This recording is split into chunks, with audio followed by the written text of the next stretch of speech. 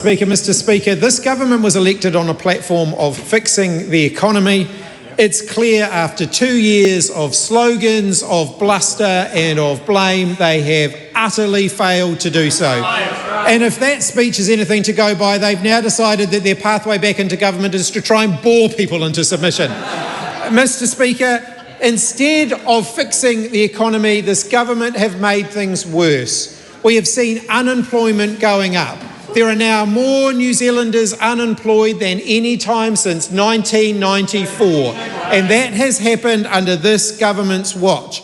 Far from getting people off job seeker benefit, we have seen significant increases in it. And New Zealanders are voting with their feet. Kiwis who can't find work here are giving up and leaving the country in record numbers.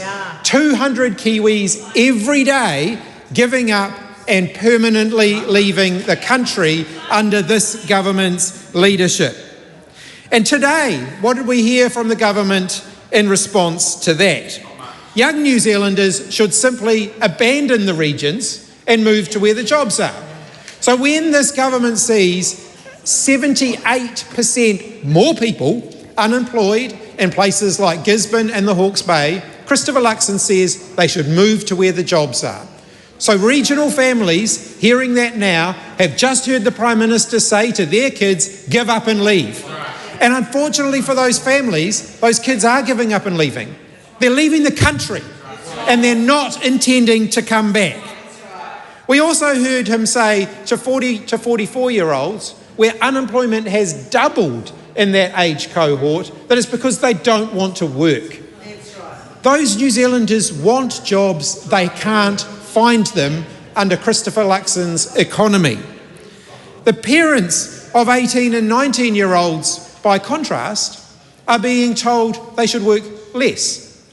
Because this boneheaded government have come up with a welfare policy that says to parents of 18 and 19-year-olds who are on low incomes that if they work less, their family will get more support. That requires a degree of incompetence that's hard to fathom. The government developing a welfare policy that says if you're a parent of an 18 and 19-year-old, you're already on a low income, work less, and the government will give you more money. How do they come up with that? That's just purely incompetent. In a cost of living crisis, which the government promised they were going to fix, we've seen food prices go up, electricity prices go up, going to the doctor go up, and businesses closing in record numbers. The liquidators are salivating in the paper saying it's going to get worse before it gets better. Despite what Nicola Willis and Christopher Luxon are saying about green shoots and the economy's turned the economy and we're in recovery, the liquidators are saying we've never been busier. And in fact, we're expecting to get even busier as businesses go to the wall under this government's economic mismanagement. And all Kiwis are feeling it.